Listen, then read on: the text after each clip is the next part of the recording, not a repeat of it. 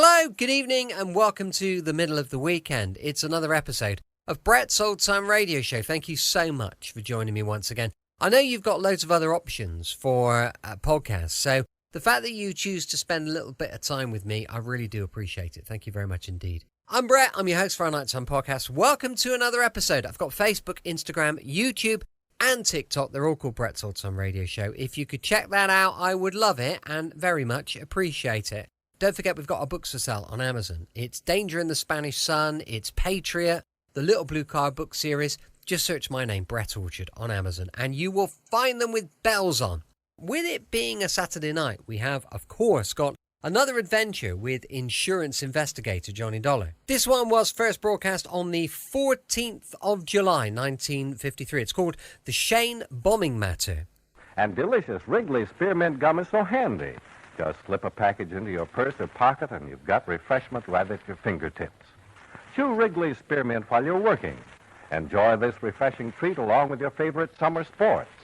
Wrigley Spearmint Gum is always enjoyable, and you can chew it without even taking time out. Get a few packages of Wrigley Spearmint Chewing Gum. Healthful, refreshing, delicious.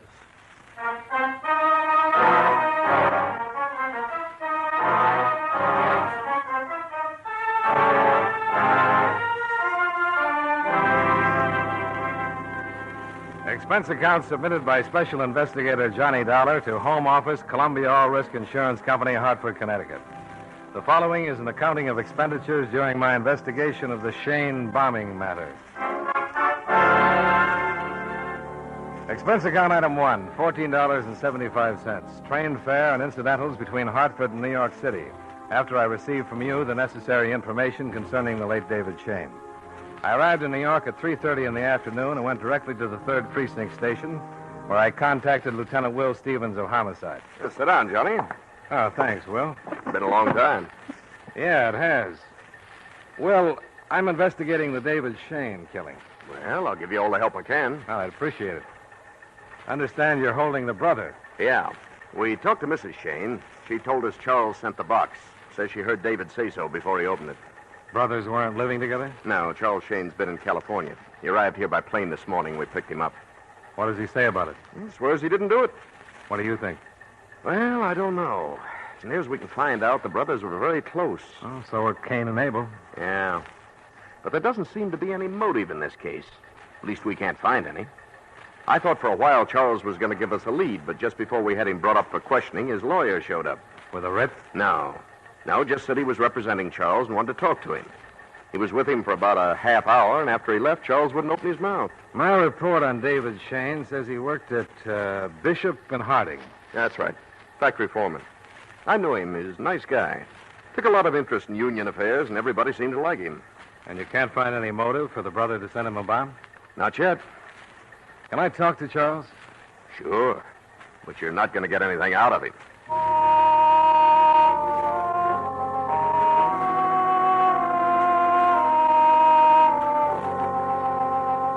Stevens put in a call and made arrangements for me to interview Charles Shayne. Expense account item 2, $1.35. Cab fare to the city jail, where I was taken in to see Charles Shayne in his cell. Mr. Shayne? Yeah? Mind if I sit down? No. Thanks. My name is Dollar. I represent the Columbia All Risk Insurance Company. Are you kidding? I'm investigating your brother's death. Oh. Your mother and sister are also insured with Columbia. How are they? Well, I haven't seen them, but the last report was they were doing all right. Mr. Shayne. I didn't send him that bomb. Any idea who did? No. You're in a pretty tough spot. Okay. The package the bomb was in... Came from California, okay. How long have you been in California, Mr. Shayne? About 8 months. Doing what? Working. Doing what? Shipyard. Now, look, Mr. Dollar, the police have asked me all kinds of questions. Same ones you're asking me. I've given them the same answers. They've probably got them all written down on a piece of paper. So why don't you save yourself a lot of trouble and just go take a look at the paper? Just a couple more questions. Okay. You've got a cigarette. Oh, sure.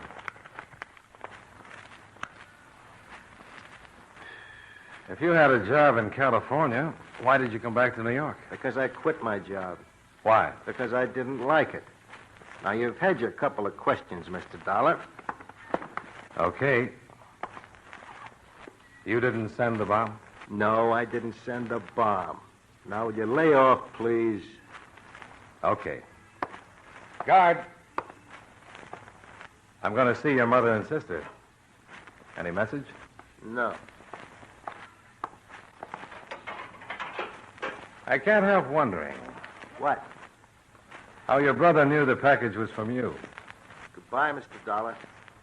Kind of foolish for a guy to send someone a bomb and a package that could be so easily identified. I said goodbye, Mr. Dollar. And thanks for the cigarette. Sure.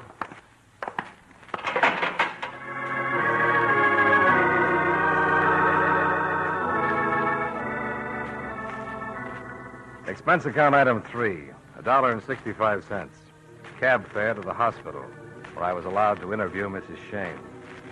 She was in her late 50s, a small, frail woman, lying in the clean white hospital bed and looking up at me with hurt-filled eyes.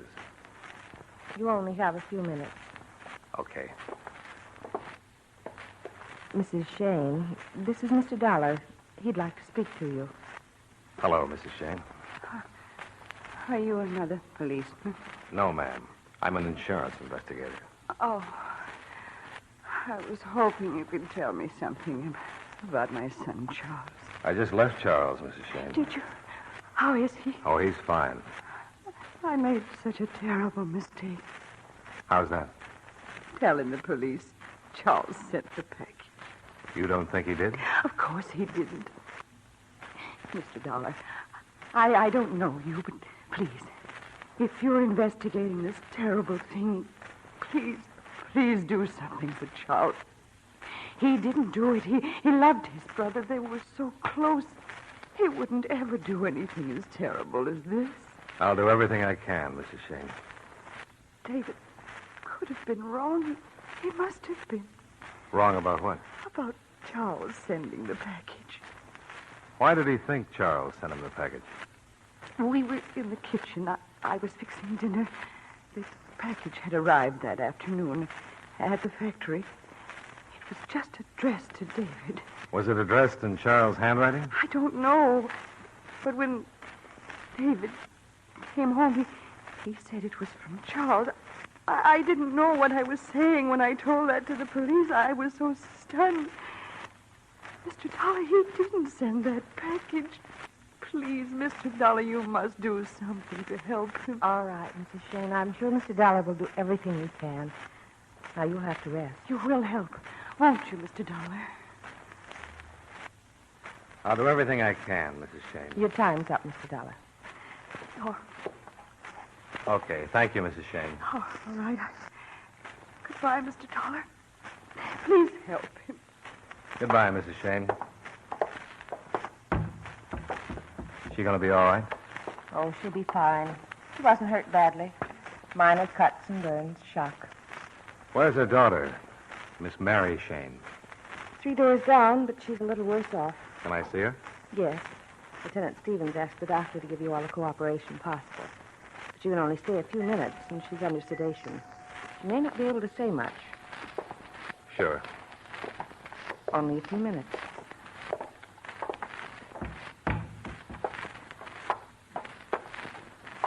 Miss Shayne? Miss Shayne, this is Mr. Dollar. He'd like to speak with you. Who? Johnny Dollar, Miss Shayne. I'm investigating your brother's death. Oh, yes, Mr. Dollar. I'm a little sleepy. They gave me something to make me sleep, and things don't make much sense. I'm sorry. I just saw your brother Charles. He didn't do it. He wouldn't have any reason to. Well, can you tell me anything that might help? He was helping David. He wouldn't try to kill him. He was helping him. Helping him? What? You said he was helping David. Oh, yes. Charles knows who sent the bomb, but he didn't send it. He knows who sent it?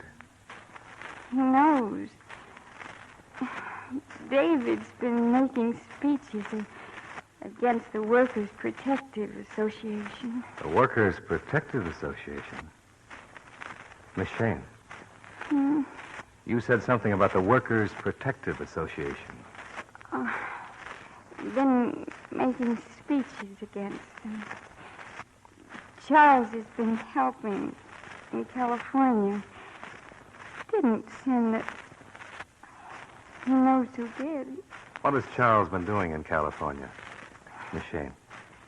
Charles knows who sent the bomb. He knows. He's keeping quiet to protect us, but he knows. Miss Shayne, did David tell anyone Charles was helping him in California? Tell anyone? There was a man named Wagner who called all the time. Wagner? Yes, Wagner. Called all the time. Did he work at the factory? No, I think he was a lawyer. A lawyer? Yes. I can't think. Please, Mr. Dollar. Just one more question, nurse. It's very important. Miss Shayne, did David tell anyone at the factory that Charles was working with him in California?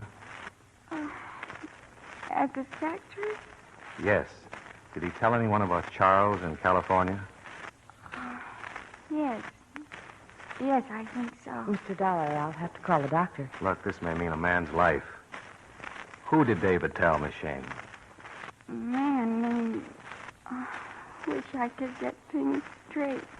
Who did he tell at the factory? Pryor. Sometimes after work, Mom used to fix dinner for him and David. Pryor? Yes. Pryor. Ralph Pryor was a close friend of David's. David. David. Now, please, Mr. Dollar. Okay.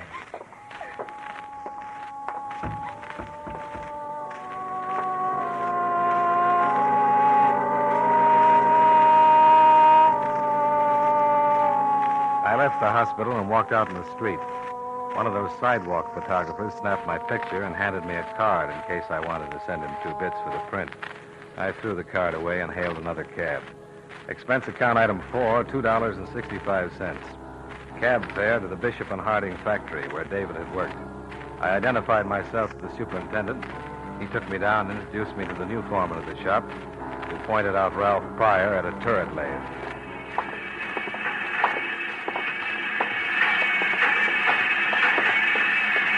Mr. Pryor? Mr. Pryor? Yeah? My name is Johnny Dollar. Okay. So what? Oh, you're a friendly little fella, aren't you? Look, what do you want? I got a lot of work to turn out, and I ain't got no time for stupid conversation. I understand David Shayne was a good friend of yours. Yeah. What do you want to know, Kurt? I'm investigating his death. All right, he was a good friend. Now, what else do you want to know? How long have you worked here? Oh, about 6 years. When was the last time you saw David? Yesterday. I said goodbye to him when he left work. You don't seem very unhappy. You got any more questions? Yeah. How does the mail come in here? From the mail room. Who brings it in? Nobody special. Foreman usually sends someone after. How do I find the mailroom? Up the hall at the head of the stairs. Thanks.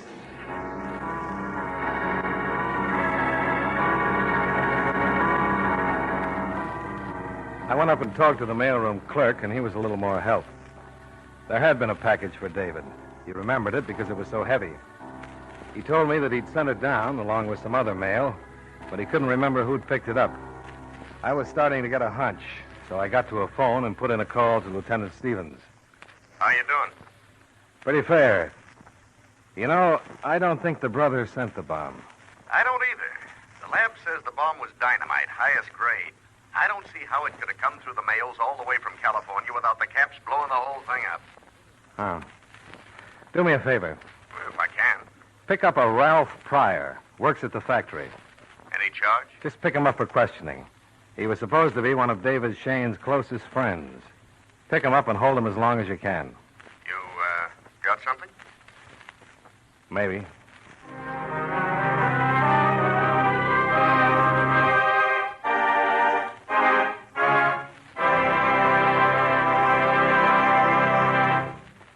Friends, you know Wrigley's Spearmint Gum is a delicious treat that millions enjoy all year round.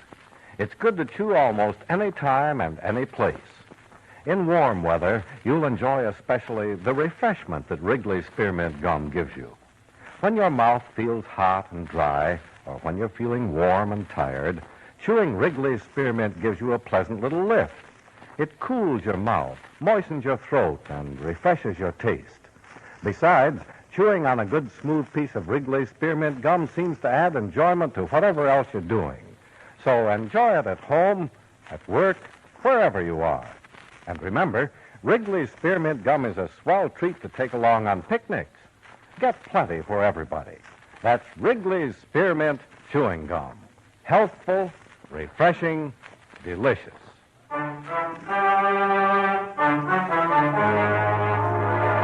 And now, with our star, John Lund, we bring you the second act of Yours Truly, Johnny Dollar.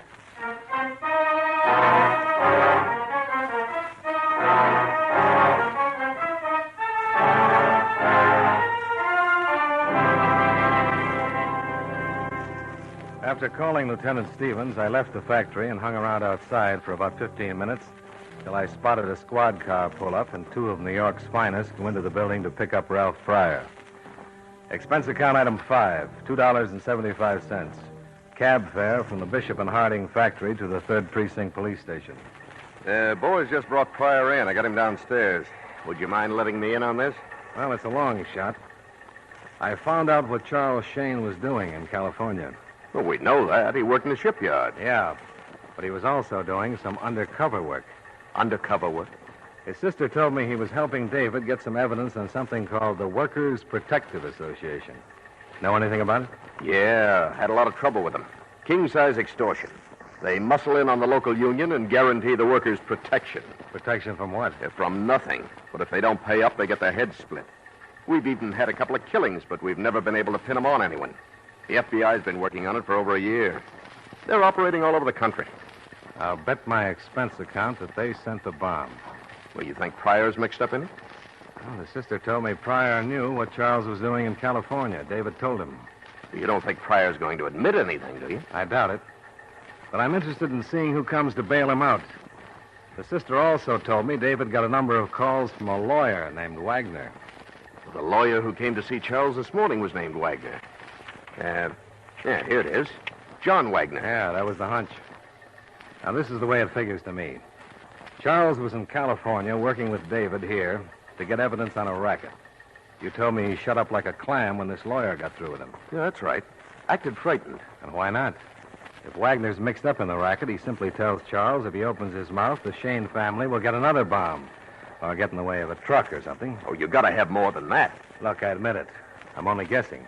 Now, Pryor knew what Charles was doing in California. If he's in the association, he tells them, and they get set to kill off David and at the same time frame the brother for the killing. Okay. Now suppose you tell me how they do it. Well, I'm just guessing again, but I think the bomb was sent from the factory. And in order to get hold of that package, the man who planted the bomb would have to be working in David's shop. That where Pryor works? He sure does. Excuse me. Stevens. Yeah? He is? Okay. Well? What? The lawyer. Wagner? Yeah. He's out front. Wants to see his client, Ralph Pryor.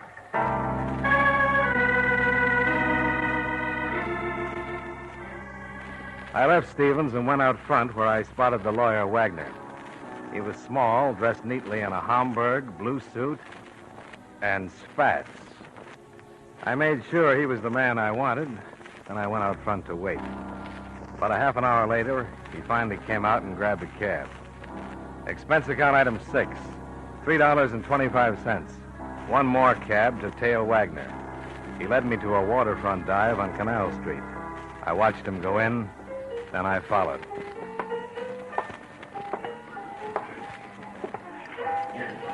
Something for you, Mac? No, just looking. Anything special? A man just came in here. He did. Short, blue suit and spats. Spats? And a Hamburg. Better have a good stiff one. You didn't see him? Oh, sure. The short, blue suit, spats, Hamburg, Yeah. leading an elephant. You know something? I'm not amused. You know something? Neither was the elephant. Where does that back door lead to? To the back door. Let's take a walk back there, Mr. Dollar. You know who I am? Sure. You want to see Mr. Wagner, don't you? Isn't that right? That's right. Through that back door. He's expecting you. If you don't mind, I'll make a call first. Ah, but I do mind. I'm sorry. Well, I hate to disappoint you, but I'm going to make it anyway. No. You're going back to see Mr. Wagner. You know why? Because you got a gun in that pocket? That's a pretty good reason, Dollar. Yes, it is. Well, let's go see Mr. Wagner. The man with a gun in his coat pocket showed me the way to the back door. We went through into a hall that led to some stairs that led to another door. Behind the second door was an office, and behind the desk was the lawyer, John Wagner. Come in, Mr. Dollar. Come in. Have a chair. No, thanks. Didn't you hear what he said? Sit down. Now, Mr. Dollar, you realize, of course, that you're in pretty serious trouble. Is that right? Oh, yes, indeed. How do you know who I am? From your photograph. You had to be a policeman, a private detective, some sort of an investigator. Turned out you're a freelance insurance investigator working for Columbia All Risk. You learned that from my photograph? We have a very efficient organization. When we heard you had visited the Shaynes in the hospital, we had your picture taken. The sidewalk photographer. You have a good memory. We turned the photo over to the qualified members of the organization, and they in turn gave us a very thorough report. And now what? It's obvious, isn't it? Al here will take you out to the car and drive you 5 or 10 miles down the river. You mind clearing up a few points first? If they're not too time-consuming, I have an appointment. Pryor put the bomb in the package. Yes? He knew the package was coming and intercepted it before David got it, removed the contents, loaded in the bomb, and gave it to Dave. Absolutely correct, Mr. Dollar. Weren't you worried he might open it in the factory?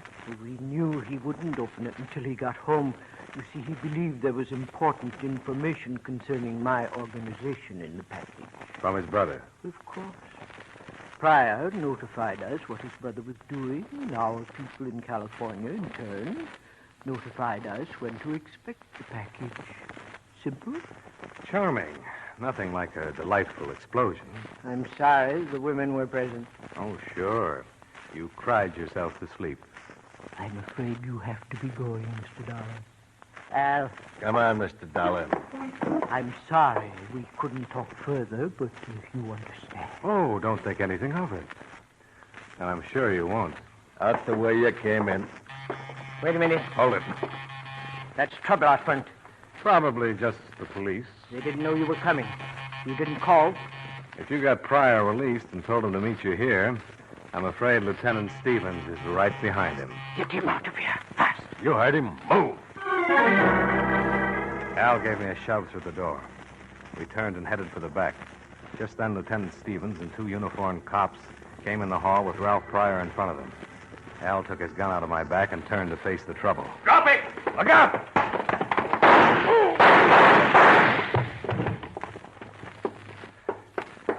I tried to take it away from him. Jim, take Pryor out to the car. Where's Wagner? In here. The window. There he goes. Wagner, stop! No, don't shoot. I can catch him. I'd love it.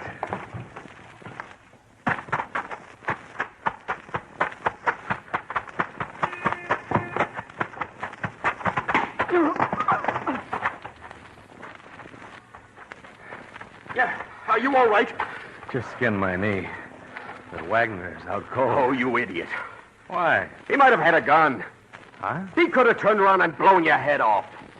Hey, I never thought of that. Well, just proves what I've always said. You gotta be crazy to be a hero.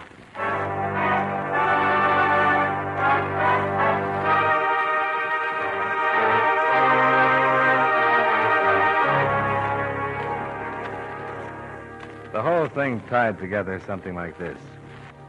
Wagner was the head of the Workers' Protective Association. Pryor was one of the boys.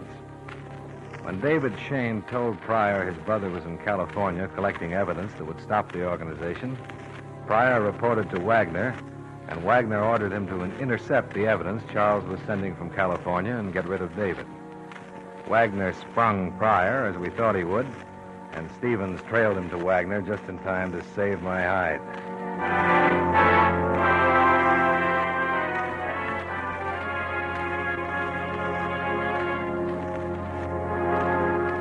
Expense account item 7, $22. Dinner with Lieutenant Stevens in grateful appreciation.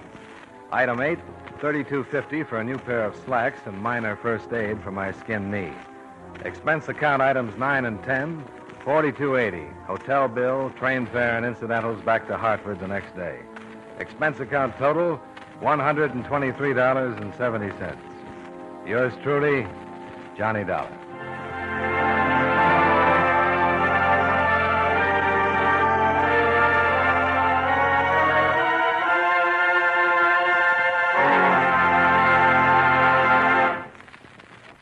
Remember, friends, wherever you are, whatever you do, enjoy chewing Wrigley's Spearmint Gum.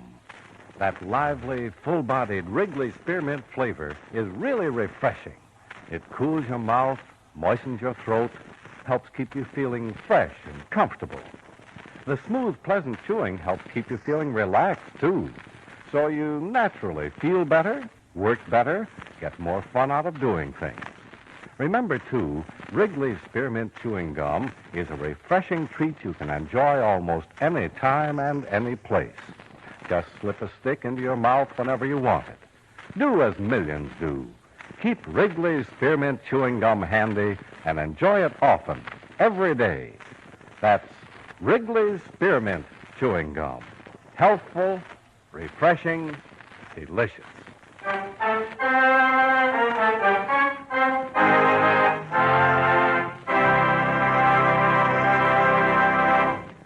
Yours truly, Johnny Dollar, brought to you by Wrigley's Spearmint Chewing Gum, stars John Lund in the title role and was written by Blake Edwards with music by Eddie Dunstetter.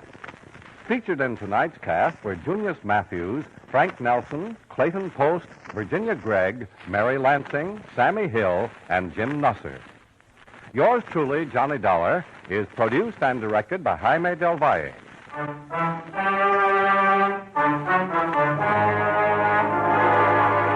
The makers of Wrigley's Spearmint Chewing Gum hope you enjoyed tonight's story of Johnny Dollar and that you're enjoying delicious Wrigley's Spearmint Gum every day.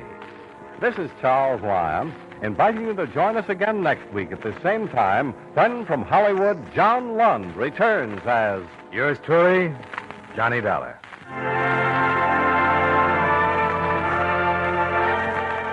This is the CBS Radio Network.